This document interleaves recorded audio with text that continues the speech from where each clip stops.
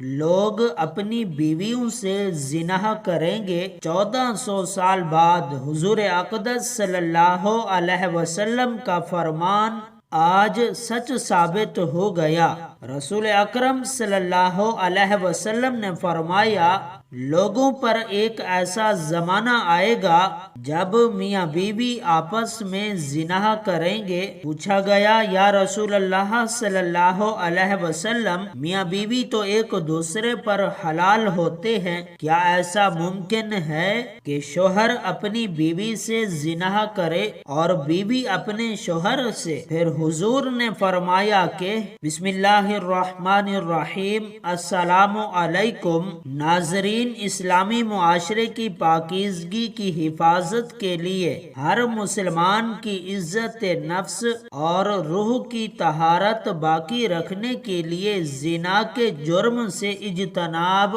ضروری ہے۔ ایک صحیح روایت میں ہے کہ آپ صلی اللہ علیہ وسلم نے فرمایا، روزانہ آدھی رات کے وقت آسمان کے دروازے کھول دیے جاتے ہیں اور ایک پکارنے والا فرشتہ پکارتا ہے کہ ہے کوئی دعا کرنے والا جس کی دعا قبول کی جائے، ہے کوئی سوال کرنے والا جس کا سوال پورا کیا جائے، ہے کوئی مصیبت زدہ جو دعا کرے اور اس کی مصیبت دور کر دی جائے۔ یعنی آدھی رات کے بعد دعائیں قبول ہونے لگ جاتی ہیں۔ ناظرین، اللہ تعالی ہر دعا کرنے والے مسلمان کی دعا قبول فرماتا ہے، سوائے زانیہ کے جو اپنی شرمگاہ کے ذریعے غیر مرد کو سیراب کرتی ہے۔ زانیہ عورت جو زنا کے ذریعے مرد کا دل بہلاتی ہے اور پھر اس کی دعا قبول نہیں ہوتی۔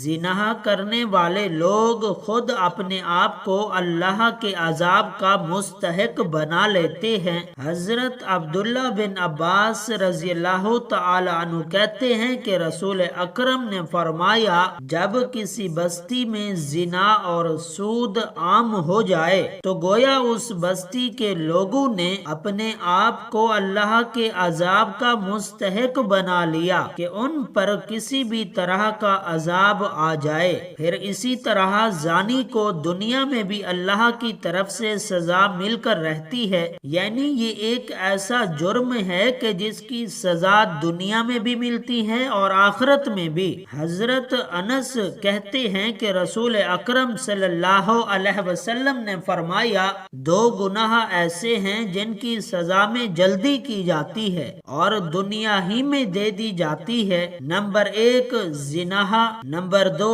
والدین کی نافرمانی کرنے والا، ماں باپ کی بات نہ ماننے والا۔ جو شخص ایسی بیماری میں مبتلا ہو جاتا ہے یا زنا جیسی بیماری میں مبتلا ہو جاتا ہے تو پھر اس کا ایمان کیسے بچ پاتا ہے کہ اس گناہ کو چھپانے کے لیے جھوٹ پر جھوٹ بولتا چلا جاتا ہے، ایک نہیں کئی جھوٹ بولتا ہے، اور جب کوئی انسان جھوٹ بولتا ہے تو اس کے منہ کی بدبو سے فرشتے اس سے کئی میل دور چلے جاتے ہیں۔ ایسے انسان سے اللہ تعالیٰ کی حفاظت ہٹا لی جاتی ہے اور وہ شخص ذلیل ہو کر رہتا ہے۔ دنیا میں بھی اس انسان پر ہر طرح کی بیماریاں اور طرح طرح کی مصیبتیں نازل ہوتی ہیں۔ پھر بڑھاپے کی عمر میں زنا کرنا اللہ کے غضب اور غصے کو بھڑکانا ہے۔ پھر اسی طرح جس بستی میں زنا عام ہو جائے وہاں موت عام ہونے لگتی ہے، موت کی کثرت ہو جاتی ہے، قتل کی کثرت ہو جاتی ہے۔ پھر اسی طرح کسی بھی غیر حاضر شخص کی بیوی سے زنا کرنے والے شخص پر اللہ تعالیٰ قیامت کے روز ایک اژدہا مسلط کر دیں گے۔ مذہبی کتب میں قیامت کے آنے سے پہلے بہت ساری علامات کا ذکر کیا گیا ہے۔ قیامت کی علامات میں سے سب سے پہلی علامت حضرت محمد صلی اللہ علیہ وسلم کی آمد اور وفات ہے۔ پچھلی آسمانی کتابوں میں آپ صلی اللہ علیہ وسلم کا لقب نبی الساعہ لکھا ہے، جس کا معنی ہے قیامت کا نبی، یعنی حضور صلی اللہ علیہ وسلم وہ آخری نبی ہوں گے جن کی امت پر قیامت قائم ہوگی۔ قیامت کے آنے سے قبل حضور صلی اللہ علیہ وسلم نے فرمایا کہ اولاد نافرمان ہو جائے گی، بیٹیاں تک ماں کی نافرمانی کرنے لگیں گی، دوست کو اپنا اور باپ کو پرایا سمجھا جائے گا، علم اٹھ جائے گا اور جہالت عام ہو جائے گی، دین کا علم لوگ دنیا کمانے کے لیے استعمال کرنے لگیں گے، نااہل لوگ امیر اور حاکم بن جائیں گے اور ہر قسم کے معاملات، عہدے نامناسب اور نااہلوں کے سپرد ہو جائیں گے، جو جس کام کا اہل اور لائق نہ ہوگا وہ کام اس کے سپرد ہو جائے گا، لوگ ظالم اور برے لوگوں کی تعظیم اس وجہ سے کرنے لگیں گے کہ یہ ہمیں تکلیف نہ پہنچائیں، شراب کھلم کھلا پی جائے گی، ناچنے اور گانے والی عورتیں عام ہو جائیں گی، گانے بجانے کا سامان اور آلات موسیقی بھی عام ہو جائے گا، لوگ امت کے پہلے بزرگوں کو برا بھلا کہنے لگیں گے، جھوٹ پھیل جائے گا، امانت میں خیانت شروع ہو جانے لگے گی، امانت کے طور پر رکھوائی جانے والی چیزوں کو لوگ ذاتی دولت سمجھنے لگیں گے، نیک لوگوں کی بجائے غلط کار لوگ اپنے قبیلے اور علاقے کے سردار بن جائیں گے، شرم و حیا بالکل ختم ہو جائے گی۔ ابھی موجودہ زمانے میں آپ خود دیکھیں کہ یہ سب علامتیں پوری طرح موجود ہیں۔ حضور نے فرمایا قیامت آنے سے پہلے ظلم و ستم عام ہو جائے گا، ایمان سمٹ کر مدینہ منورہ کی طرف چلا جائے گا جیسے سانپ سکڑ کر اپنے بل کی طرف چلا جاتا ہے، ایسے حالات پیدا ہو جائیں گے کہ دین پر قائم رہنے والے کی وہ حالت ہوگی جو ہاتھ میں انگارہ پکڑنے والے کی ہوتی ہے، زکوٰۃ کو لوگ تاوان سمجھنے لگیں گے، مال غنیمت کو اپنا مال سمجھا جانے لگے گا، ماں باپ کی نافرمانی اور بیوی کی فرما برداری شروع ہو جائے گی، عورتیں زیادہ اور مرد کم ہو جائیں گے، یہاں تک کہ ایک مرد 50 عورتوں کا نگران ہوگا، زنا کاری اور بدکاری عام ہو جائے گی، حتیٰ کہ حضور نے فرمایا کہ قیامت کے قریب زمانے میں لوگ اپنی بیویوں کے ساتھ زنا کریں گے، بلکہ جب ہم نے یہ حدیث پاک پڑھی کہ لوگ اپنی بیوی کے ساتھ زنا کریں گے تو ہمیں اس بات کی سمجھ نہ آئی، تو ہم نے اپنے ایک مولانا صاحب سے پوچھا کہ مولانا صاحب اس کا کیا مطلب ہے کہ لوگ اپنی بیوی سے زنا کریں گے؟ تو انہوں نے فرمایا کہ ہاں، اس کی کئی صورتیں ہیں، ایک صورت تو اس کی یہ ہے کہ مرد یا عورت کوئی کفریہ بول دے اور نکاح ٹوٹ جائے اور ان کو اس کا پتہ ہی نہ ہو کہ نکاح ٹوٹ گیا ہے یا نہیں، اور آج کل یہ عام ہے، لوگوں کو اس بات کا علم ہی نہیں، بلکہ قاری ثناء اللہ پانی پتی نے لکھا ہے کہ اگر دو بندے گفتگو کر رہے تھے، ایک نے کہا کہ یہ تو شریعت کی بات ہے اور اگلے نے جواب دیا کہ رکھ پراں شریعت کو، تو وہ آدمی کافر ہو گیا۔ تو ہمیں چاہیے کہ ہم علماء سے پوچھیں کہ کلامات کفریہ کون کون سے ہیں، یہ نہ ہو کہ ہم ایسے جملے بولیں اور کفر کا ارتکاب کر بیٹھیں، کئی جملے تو بہت عام ہیں تو ان کا علم حاصل کرنا ضروری ہے کہ کہیں ہم تو اپنی گفتگو میں کوئی ایسی بات نہیں کہہ جاتے، اگر نکاح ٹوٹ گیا تو پھر ہم بھی ایسے ظلم میں مبتلا ہو جائیں گے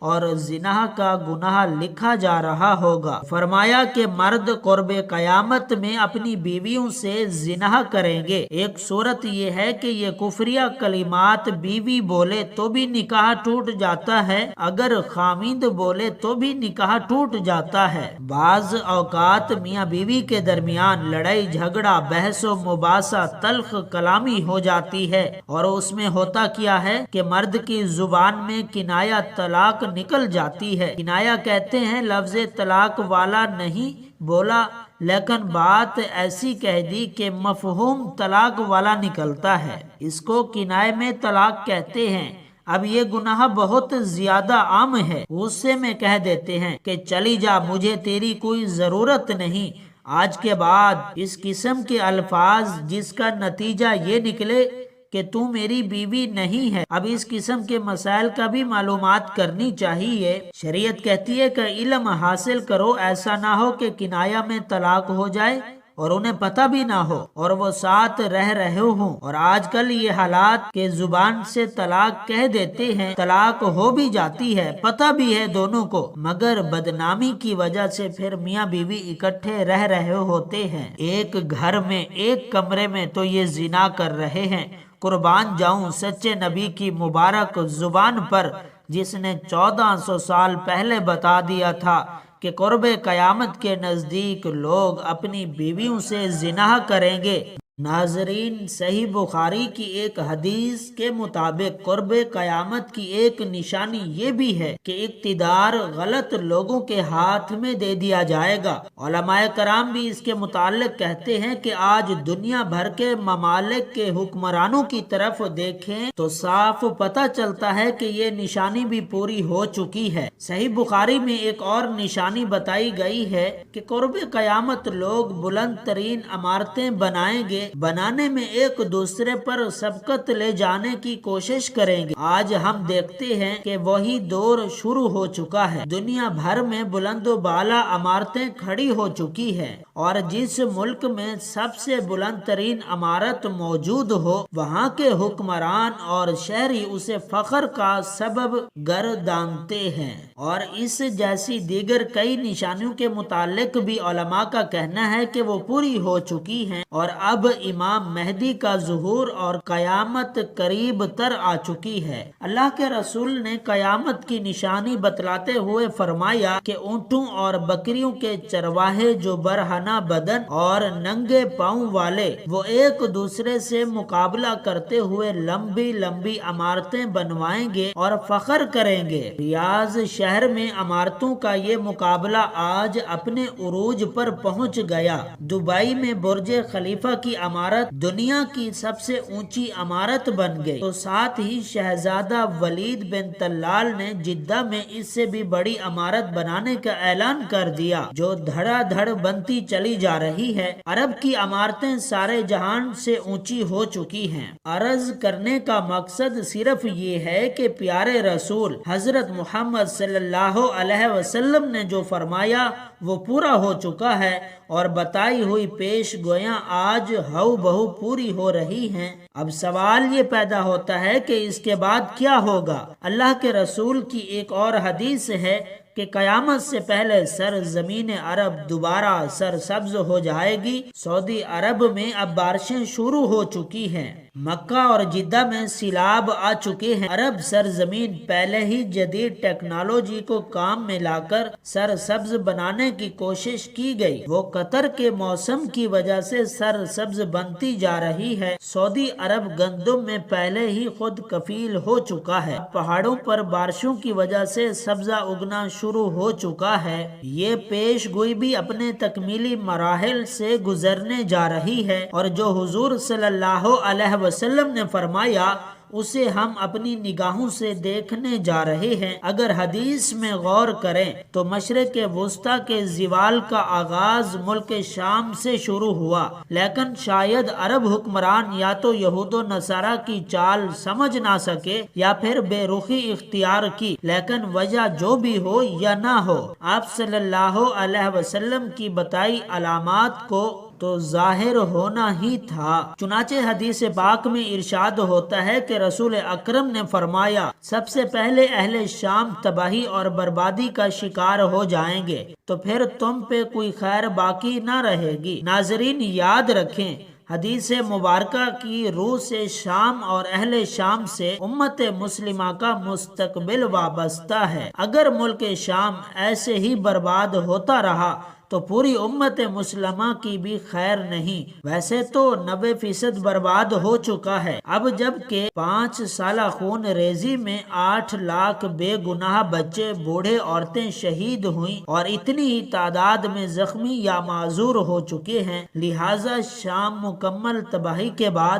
اب نزع کی حالت میں ہے۔ اس حدیث کے حساب سے عرب ممالک کے سنہری دور کے خاتمے کی اہم وجہ ملک شام کے موجودہ حالات ہیں۔ گویا نبی کریم صلی اللہ علیہ وسلم کی ایک اور حدیث ایک پیشگوئی کی علامت ظاہر ہو رہی ہے۔ یاد رکھیں کہ شام کے متعلق اسرائیل، روس، امریکہ جو بھی یہاں جھوٹے بہانے بناتے ہیں، لیکن ان سب کا اصل ہدف جزیرۃ العرب ہے، کیونکہ کفار کا عقیدہ ہے کہ دجال ہمارا مسیح ہے۔ اس وجہ سے یہ لوگ دجال کے انتظامات مکمل کر رہے ہیں، جس کے لیے مسلم ممالک میں عدم استحکام پیدا کرنا ہے، کیونکہ ملک شام پر یہ یہود و نصارہ قبضہ کرنا چاہتے ہیں اور یہ ہو کر رہے گا۔ حضرت امام مہدی علیہ السلام کے ظہور سے قبل چنانچہ کتاب میں ہے کہ آخری زمانے میں جب مسلمان ہر طرف سے مغلوب ہو جائیں گے اور شام میں بھی عیسائیوں کی حکومت قائم ہو جائے گی